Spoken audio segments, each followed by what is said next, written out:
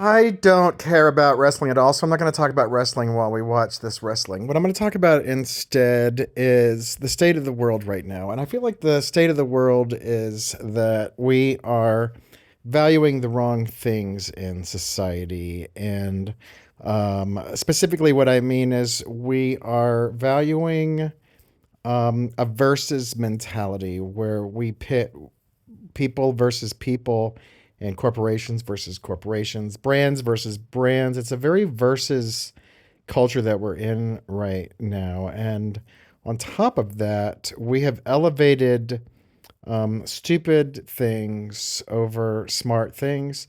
And this has been talked about for many years. I'm not saying anything that anyone hasn't said for a long time, which is we live in this anti intellectual society currently where if you got a big brain, then, what good are you? You should be at the wrestling show. Yeehaw. And so now I went to this wrestling show. I took this footage, and I will say I enjoyed the first 2 hours. It was 4 hours long, and it was the first time I ever went to a wrestling event. And what I found out is that it's all sort of kitschy fun for a minute, but anybody that goes regularly, I don't understand that. And anybody that's into wrestling, generally speaking, I don't understand that. I'm also not against you if you're into wrestling because this is what I've always said is that life is pretty hard and great. I love life and life is amazing, but life is also very, very hard. So I don't believe in guilty pleasures as long as they're not hurting anybody. So if you're into some Milli Vanilli songs from a million years ago or some garbage music now or some terrible TV shows now or whatever, then that gets you through life, then that's great. However, I do feel like there are repercussions for the society at large continuing to just pile on a bunch of very stupid villain entertainment full of verses and violence and bad messaging. I think that's a mistake that America and maybe most of the world is making currently.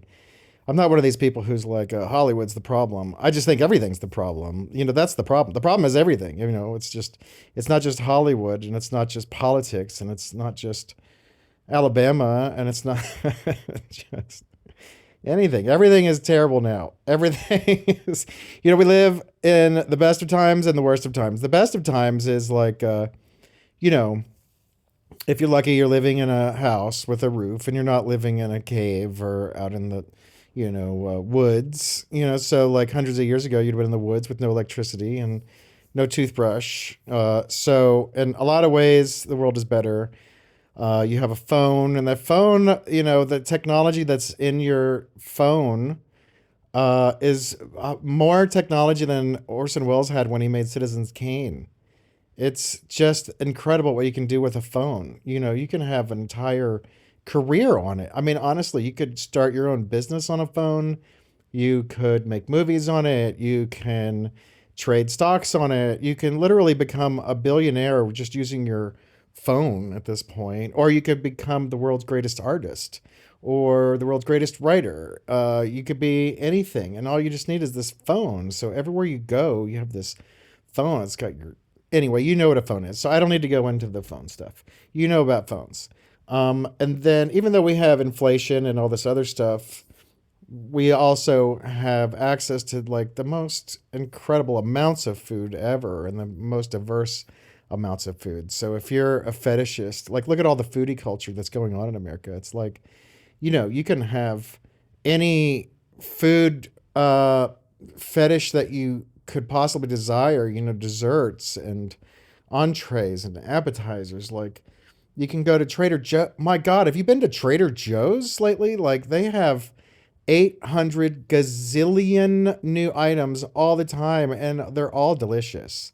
So, if you have any kind of access to money, which is probably most Americans, then you could live an incredible life. You're living better than kings. If you've ever seen this old movie, one of my favorite movies called Lion in the Winter with Katharine Hepburn, and it's also has what's his face? I forget his name at the moment, but one of my favorite actresses in that. In addition to that, one of the future James Bonds is in it, and the guy that played Hannibal Lecter is in it. Anyway, so this movie came out a long time ago. It's called Lion in Winter, and it is about the king and queen 1,000 years ago, and their three sons, and they're living in a castle, and there's lots of violence and all this stuff. But the thing that's amazing about Lion in Winter is they filmed it in a way so that you can see how people lived back then. So they didn't have heating, they didn't have lights, they didn't have any comforts. So even though they're the king and queen and three princes, they walk around covered in giant furs, standing in front of giant fireplaces because they're freezing to death. The castle that they look in is not opulent whatsoever because people who used to live in the olden times, they struggled. And I'm sure that people who have watched old fantasy shows or movies or have read, historical fiction or historical nonfiction know what I'm talking about. We're in a very spoiled moment in a very big way in this world where can you have a toothache and you go get it fixed instead of having it pulled. Um if you get a wart on your eyelid, you can go get it burned off. Unlike the old days where it would just keep growing over your face and you would die of a big giant wart all over your face. So what I'm getting at is we live in the best of times technology wise and in terms of access to food and clean water and all this other stuff. Now, on the flip side, we're living in the stupidest time ever because we are so spoiled with all this stuff, but we are hoarding it and we're stopping people in need from getting just basic necessities. We have trains derailing that shouldn't have derailed that are destroying people's lives, and then the corporation going and offering them nothing, really, nothing real.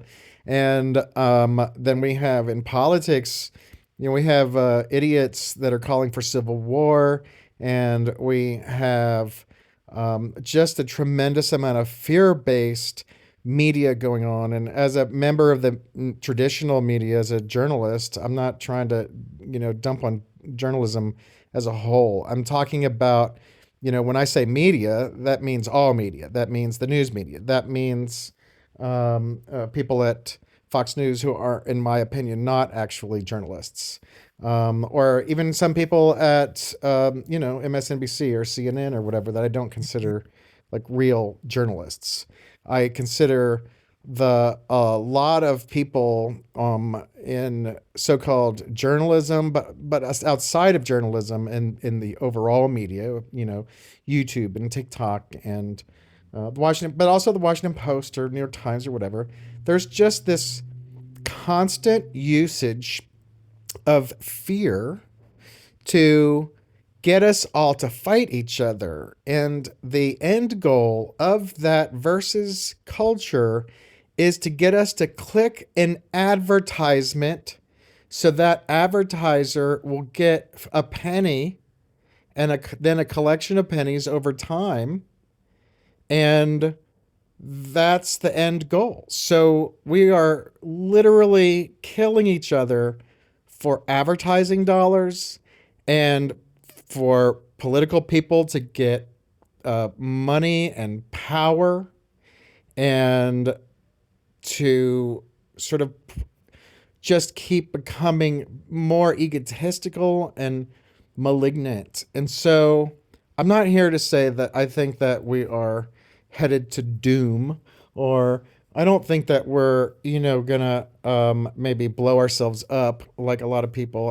I'm hoping that everything gets resolved in the world with internationally and domestically. And if you're a normal human being and you're keeping up with the news, then you know exactly what I'm talking about in terms of how there's a lot of dangerous stuff going on.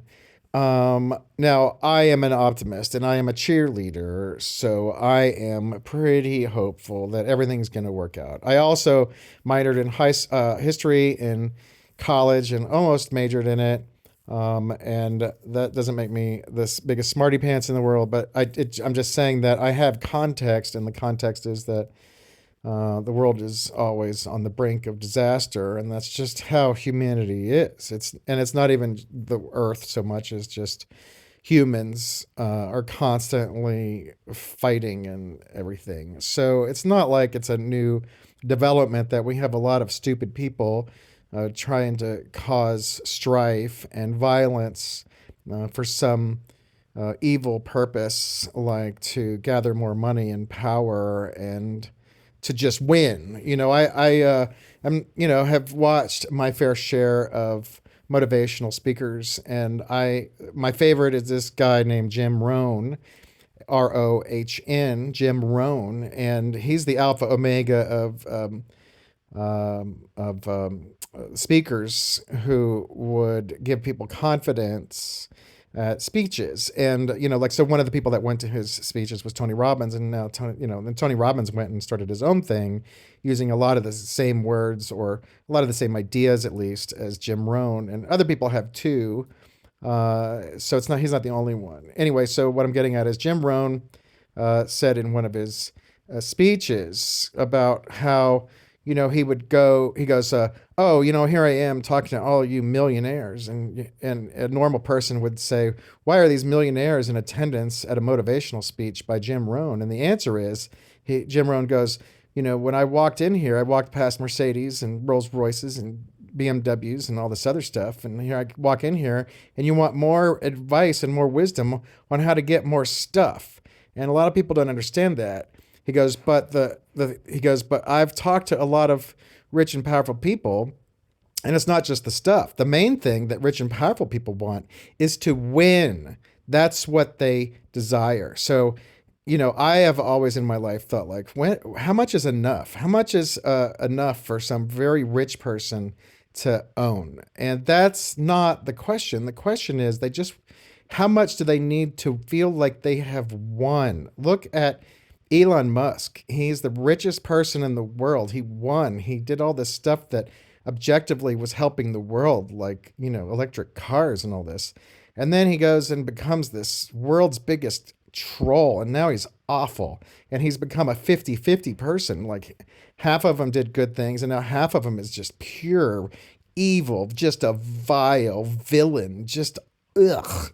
And I feel I don't know him, and I don't know enough about him to say what his psychology is, but I always just think about this Jim Rohn thing, where he says that these rich and powerful people need to feel like they're always winning every minute of the day, every day of the week. They're winning. And I've also been around a lot of rich people, and I know people that have been around rich people. And if you're at a party with a bunch of rich people that are really rich, the thing that they're always talking about is how can they get their taxes lower. I've already got my tax. I've already, thrown enough money into some secret fund in some weird country, so my tax rate's actually only like 1%, but I want to get down to zero. They're just obsessed with winning. And I think that's the way we need to think about the main problem in America. Is it's not just rich people. It's everybody's like, how can I win? How can I win? How can I win?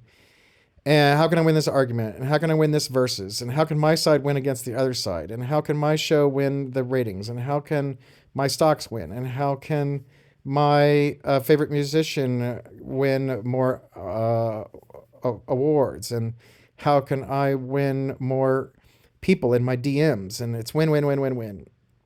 I feel like the most the most specific quote I can come up with was this quote by this guy who was the coach for the Green Bay Packers, who won the first two Super Bowls. He said that winning isn't the most important thing; it's the only thing. I'm screwing up the quote, but that's basically what he said. He said winning is the only thing. And that is the motto of America right now. The motto of America is not like, let's be better people. The motto of America is land of opportunity, which means how can I screw someone over to get more stuff? And the other motto is I win at any cost. Win at any cost because winning is the only thing. Winning is the only thing. And what is the answer? So to me, the answer to all this is we have to stop thinking about how can we specifically win ideologically, politically, culturally. Certain. I mean, I don't want to give up, my politics or my culture. I'm not saying that I want to give up. Give up. I'm not saying that we should not vote. I'm not that person. I'm not Russell Brand, who is also one of the worst people in the world. I'm saying that what we need to do is we need to start focusing on morals and not just ethics, but morals. I love you very much. I hope you're having a great day. Hi.